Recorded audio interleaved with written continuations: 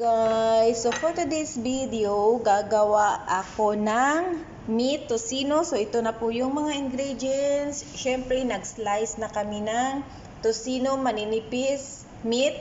Tapos, 5 tablespoon na sugar, coloring, onion, garlic, salt, pepper powder, vinegar, at saka yung ketchup. So let's start. Ilagay na natin yung bawang, yung asin,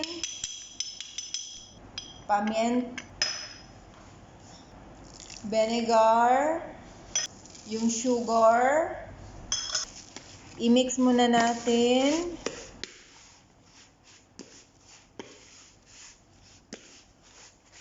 Actually guys, ang dapat nito is brown sugar. So, ngayon wala kaming brown sugar. Ang available lang is yung white.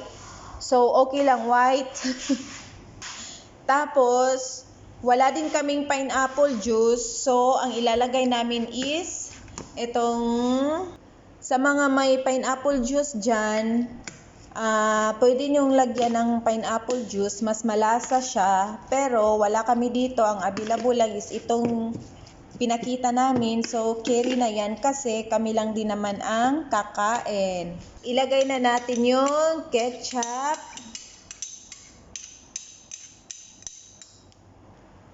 at isunod na din ang coloring.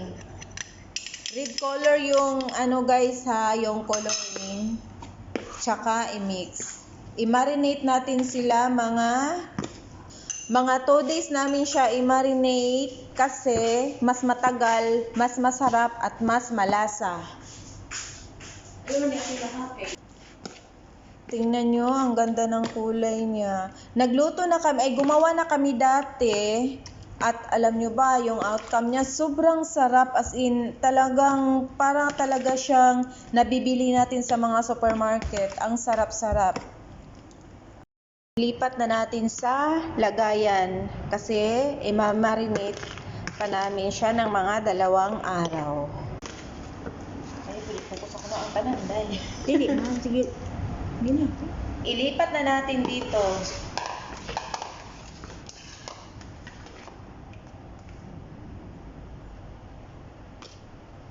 Ganito ang paggawa ng homemade meat tocino. So guys, ano pang hinihintay nyo? Gawa na kayo.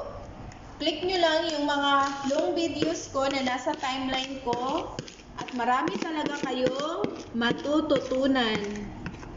O, tingnan nyo, ang sarap. Kulay pa lang, ulam na. Ang sarap nito, promise. Nakatry na kami niyan. 2 days naming i-marinate kasi malasang-malasa siya. Mas masarap pa kaysa nabibili natin sa mga supermarket. Diba?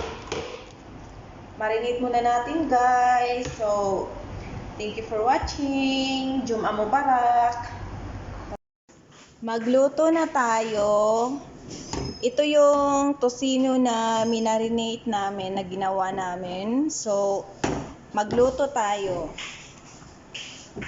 Katamtaman lang yung apoy. Tapos, para hindi siya masunog. Yan, kumulo na siya guys. Sarap na ito. At nagluto din kami ng rice. Baliktarin na natin.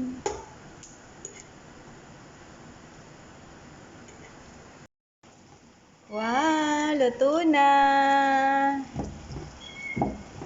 Ang sarap. So guys, ano pang hinihintay nyo? Click nyo na yung long videos ko, nasa timeline ko lang. Ang sarap nito. Malapit na talaga. Sarap nito. Oh.